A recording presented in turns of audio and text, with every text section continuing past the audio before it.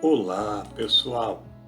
Meu nome é Mário Frigeri, sou poeta e escritor e estou convidando vocês para os meus momentos de poesia no YouTube e Facebook. Serão mais de 800 poemas e mensagens meus e de outros poetas, interpretados com muito carinho para iluminar o seu coração. Venham comigo! A arte de não julgar. Diz nosso Divino Mestre que não devemos ser tão levianos e precipitados nos julgamentos que fazemos a todo instante, em geral, de forma insensata e às vezes inconsciente, a respeito de pessoas e acontecimentos com que nos deparamos em várias etapas de nossa vida. O Cristo respeita o nosso livre-arbítrio e não nos proíbe de julgar. Apenas nos adverte que a severidade com que julgarmos o próximo será aplicada a nós mesmos quando chegar a hora de sermos julgados também. Diz ele no Evangelho segundo Mateus, capítulo 7. Não julgueis para não serdes julgados, porque com o mesmo critério com que julgardes, sereis julgados, e com a mesma medida com que tiverdes medido, sereis medidos também. Isto, segundo a doutrina do Consolador, significa mais ou menos o seguinte: começai por purificar as vossas almas e todos os vícios e maus instintos que a devoram. Tornai os vossos corações puros diante de Deus. Somente depois disso, quando tiverdes atingido a perfeição, então podereis julgar e até censurar. Podereis, mas não o fareis, porque a perfeição de vossas almas vos terá aproximado daquele que, por ser a perfeição completa, disse: atire a primeira pedra quem estiver sem pecado. Temos um vídeo postado no YouTube sobre esse assunto, intitulado As 7 Leis Espirituais do Sucesso, que indicamos vivamente a nossos irmãos internautas.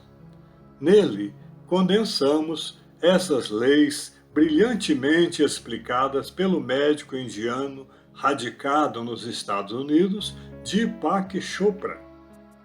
Ao interpretar a lei da energia pura e a necessidade de nos conectarmos com ela, Deepak diz que nessa fase há 3 etapas. Primeiro, entregar-se diariamente a momentos de silêncio interior. Segundo, praticar a meditação. E terceiro, evitar julgamentos. Nessa etapa de evitar julgamentos, ele alerta que julgar é estar constantemente avaliando pessoas ou situações como boas ou más, certas ou erradas. Se você está sempre julgando, cria perturbação em seu mundo interior. Essa turbulência interrompe o fluxo de energia pura entre você e a sua fonte criadora. O não julgamento, porém, cria silêncio em sua mente. Se você achar difícil não julgar nada nem ninguém durante todo o dia, pelo menos comprometa-se a não julgar nada nas próximas 2 horas, por exemplo. Depois, vá aumentando devagar esse tempo. Não julgarás é sentença divina que está no mundo há mais de 2000 anos e foi proferida pelo Cristo.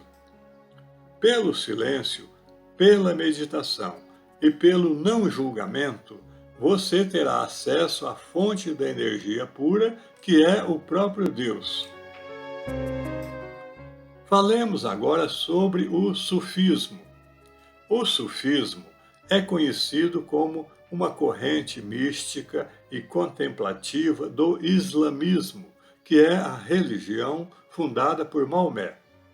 Entre os lindos casos sufis que povoam os livros do Oriente, encontra-se a seguinte parábola sobre a importância de não se fazer julgamentos precipitados e nem mesmo ficar taxando as coisas como boas ou más a toda hora. Esse caso ilustra perfeitamente o tema abordado neste vídeo e é o coroamento natural de tudo o que dissemos sobre o assunto. O conto é o seguinte: havia um velho muito pobre que morava numa vila, mas até mesmo os reis tinham inveja dele, porque ele possuía um belíssimo cavalo branco. Um cavalo como esse jamais havia sido visto antes, tal a sua beleza, grandiosidade e força. Os reis queriam comprar o cavalo e ofereciam preços fabulosos por ele, mas o velho sempre dizia: esse cavalo não é um cavalo para mim, é uma pessoa. E como posso vender uma pessoa? Não, não é possível vendê-lo. O homem era pobre, a tentação era grande, mas ele nunca vendia o cavalo. Certa manhã, porém, ele verificou de repente que o cavalo não estava no estábulo. Todo o povo da vila se reuniu e disse: seu velho tolo, nós já adivinhávamos que um dia o cavalo seria roubado. E você, que é tão pobre, como poderia proteger tal preciosidade? Teria sido melhor vendê-lo. Você poderia ter conseguido qualquer preço que pedisse. Agora, o cavalo se foi. É uma grande maldição, um azar. O velho respondeu: por favor, não vão tão longe. Digam simplesmente que o cavalo não está mais no estábulo. Este é o fato. Tudo mais é julgamento. Se é um azar ou não, como vocês podem saber? Como podem julgar? O povo contestou o velho e disse: não tente nos fazer de bobos. Podemos não ser grandes filósofos, mas, neste caso, nenhuma filosofia é necessária. O fato é que um grande tesouro foi perdido, e isto é um azar. O velho replicou: eu me prendo ao fato de que o estábulo está vazio e que o cavalo se foi.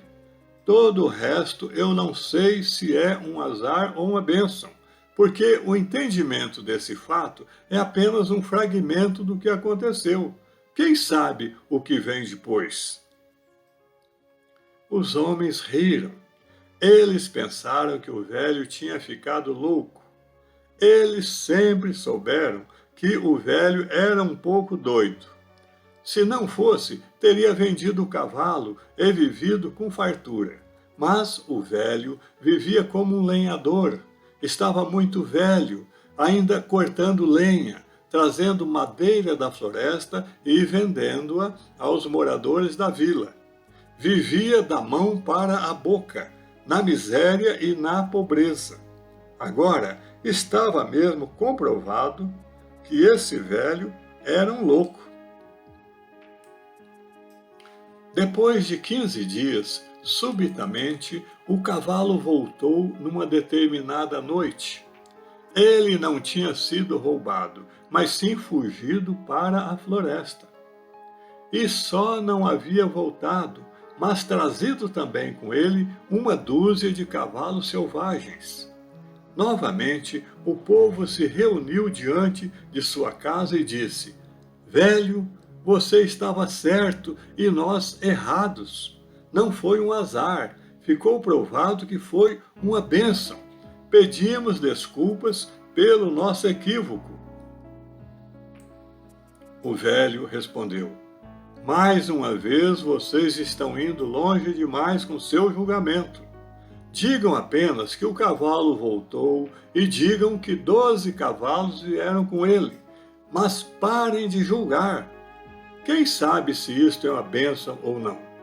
Trata-se apenas de um fragmento do que aconteceu. A menos que vocês saibam toda a história, como podem julgar? Vocês têm apenas uma página de um livro. Como podem julgar o livro todo? Não digam que isto é uma bênção. Ninguém sabe. E eu estou feliz por evitar qualquer julgamento. Portanto, não me perturbem. Desta vez, o povo não pôde falar muito. Talvez o homem estivesse certo outra vez. Por isso, ficaram quietos. Mas, no fundo, sabiam muito bem que o velho estava errado. 12 cavalos lindos tinham vindo com o cavalo branco. Com um pouco de adestramento, poderiam ser todos vendidos e renderiam muito dinheiro. O velho tinha um filho jovem, um filho único. O filho começou a amansar os cavalos selvagens. Uma semana depois, ele caiu de um dos cavalos e quebrou as pernas. O povo se reuniu de novo e disse ao velho: você estava certo, novamente provou que estava certo. Não era uma bênção, era outra vez uma maldição. Seu filho único perdeu as pernas e, na sua velhice, ele era o seu único apoio. Agora você está mais pobre do que nunca. O velho respondeu: vocês estão obcecados pelo julgamento. Mas, por favor, não vão tão longe. Digam apenas que meu filho quebrou as pernas. Quem sabe se é uma maldição ou uma bênção? Ninguém sabe. Novamente, vocês só têm diante de si um pedaço da história. A vida vem a nós em fragmentos, mas o julgamento só pode ser dado após dispormos da história total. Aconteceu que depois de algumas semanas, aquele país entrou em guerra com um país vizinho e todos os jovens da vila foram forçados a se engajar no exército. Apenas o filho do velho foi dispensado, porque estava quase aleijado. O povo se reuniu, gritando e chorando, porque de todas as casas os jovens foram arrancados à força, e não havia possibilidades deles voltarem, porque o país que os havia atacado era um país poderoso, e a luta estava perdida. Todos sabiam que os jovens não iriam voltar. Toda a vila estava gritando e chorando. Então vieram até o velho e disseram: você estava certo, velho. Deus sabe que você estava certo, e a queda de seu filho provou ser uma bênção. Seu filho pode estar aleijado, mas ainda está com você. Mas, quanto a nós, nossos filhos se foram para sempre. Pelo menos seu filho está vivo e com você, e aos poucos ele vai voltar a andar. Talvez fique um pouco manco, mas estará bem. Mas nós nunca mais teremos nossos filhos. E o velho disse outra vez: é impossível falar com vocês, porque vocês continuam sempre julgando. Ninguém sabe. Digam apenas que seus filhos foram obrigados a entrar no exército, mas meu filho não foi obrigado. Mas ninguém sabe se isso é uma bênção ou um azar. Ninguém jamais será capaz de saber. Só Alá sabe e mais ninguém.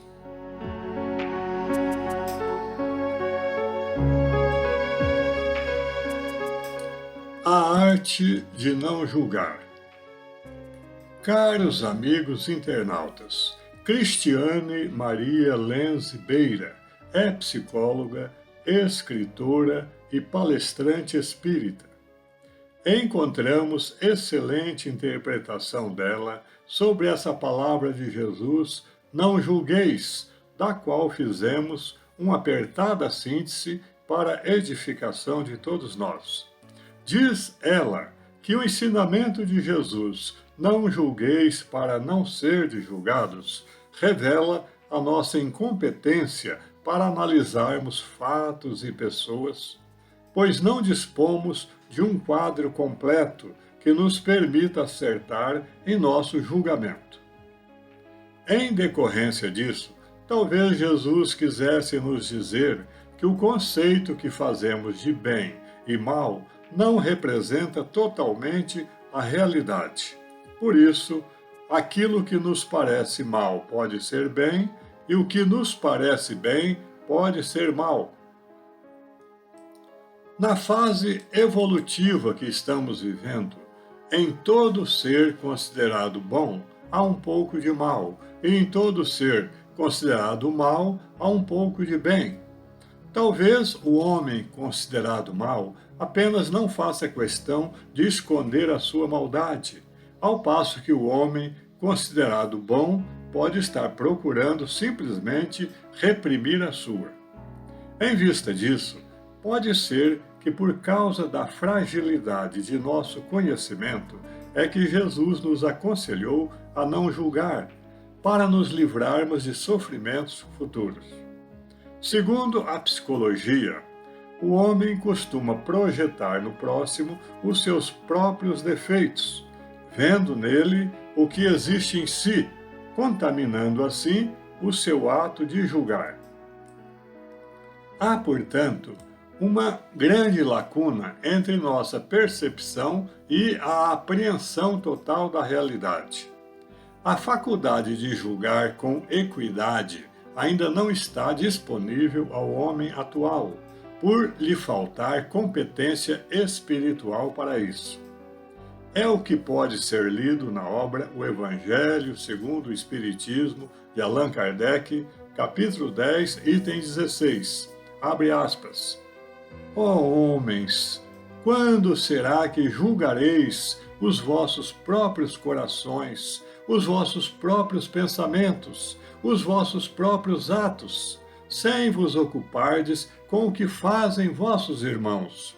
Quando só tereis olhares severos para vós mesmos? Fecha as aspas.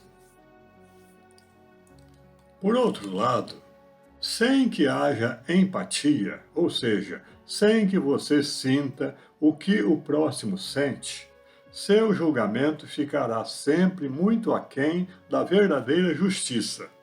É o que diz Cristiane no encerramento de sua reflexão com estas palavras, abre aspas, ao invés de certezas fundamentadas em julgamentos frágeis, recorramos mais à prática da empatia, aquela que nos convida a entrar nos sentimentos dos irmãos de jornada, experimentando-lhes as dores e as vivências, sempre conscientes de que existe mais vantagem em ampliar nossa visão de vida, abertos às possibilidades, do que em nos sentirmos como os donos da verdade. Fecha as aspas.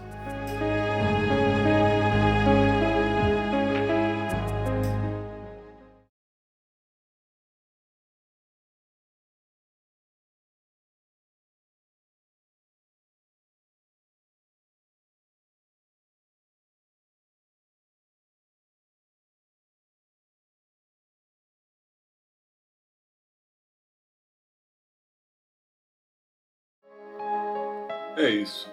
Espero que vocês tenham gostado. Obrigado por assistir a nossos vídeos. Não se esqueça de deixar seu like, inscreva-se e acione o sininho para receber em primeira mão os próximos poemas e mensagens. Um grande abraço e muita paz.